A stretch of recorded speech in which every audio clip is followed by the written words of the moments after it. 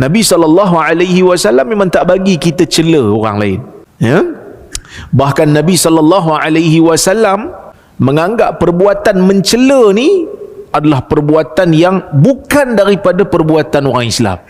Sebab tu Nabi SAW sebut dalam hadis an Abi Hurairah radhiyallahu anhu qala Rasulullah sallallahu alaihi wasallam ithnatani fin nas huma bihim kufrun at-ta'nu fin nasab wan niyahatu 'alal mayyit. Hadis riwayat Imam Muslim. Hadis ni sahih. Clear hadis ni sahih sebab riwayat Imam Muslim. Apa maksud hadis ni?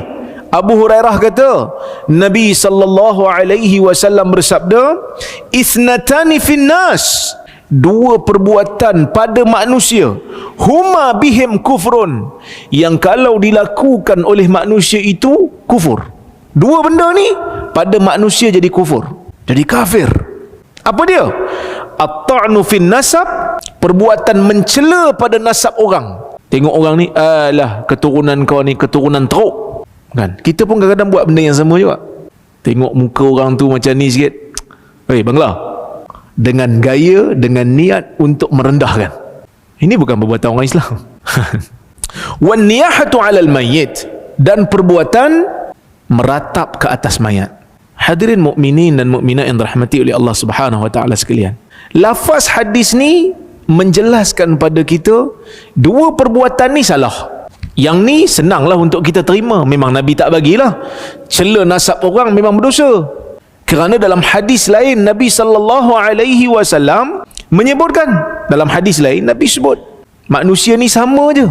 La fadla li arabiyyin wala ala a'jamiyyin wala li a'jamiyyin illa bitaqwa. Tidak ada kelebihan sama ada dia orang Arab ataupun dia orang ajam. Ajam ni selain daripada Arab, melainkan dengan takwa. Inna akramakum indallahi atqakum. Sesungguhnya orang yang paling mulia di kalangan kamu di sisi Allah ialah orang yang paling bertakwa. Tak tengok dah nasab-nasab ni.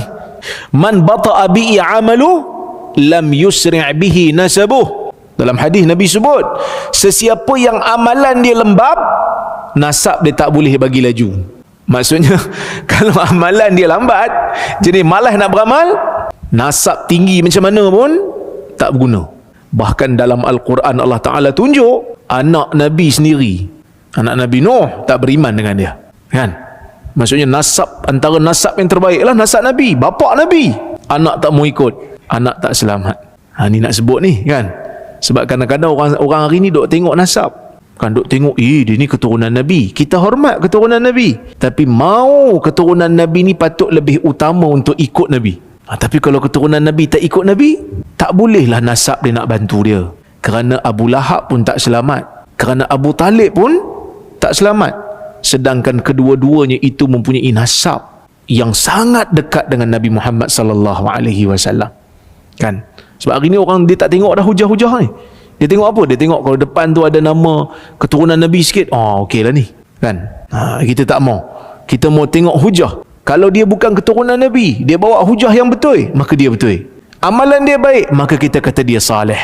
Kalau dia keturunan Nabi tapi tak ikut Nabi pun, merapu je kita tengok, kita kata dia ni tak menunjukkan contoh yang baik. Tapi kalau dia keturunan Nabi, dia ikut Nabi, dia bawa ilmu Nabi, dia bawa hadis Nabi SAW yang sahih, dan kita lebih hormatlah kat dia. Sebab dah lah dia keturunan Nabi yang mulia, dia pula ajak kita ikut Nabi, kan? Tapi kalau dia sendiri baca hadis palsu, kita kena tegur lah. Tak boleh kata hang biadab, tegur.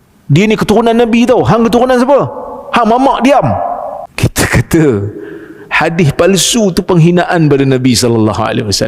Biarlah nama dia siapa pun, panggillah nama dia dengan gelaran apa sekalipun, Al-Syekh ke Al-Habib ke, tapi kalau dia membawa hadis palsu, tetaplah salah. Yang ni pengajaran daripada hadis ni lah.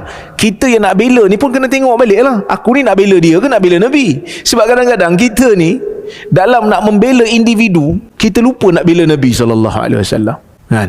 Sebab kadang-kadang kita pun heran, hang ni marah aku pasal apa? Betul tak hadis ni palsu? Betul.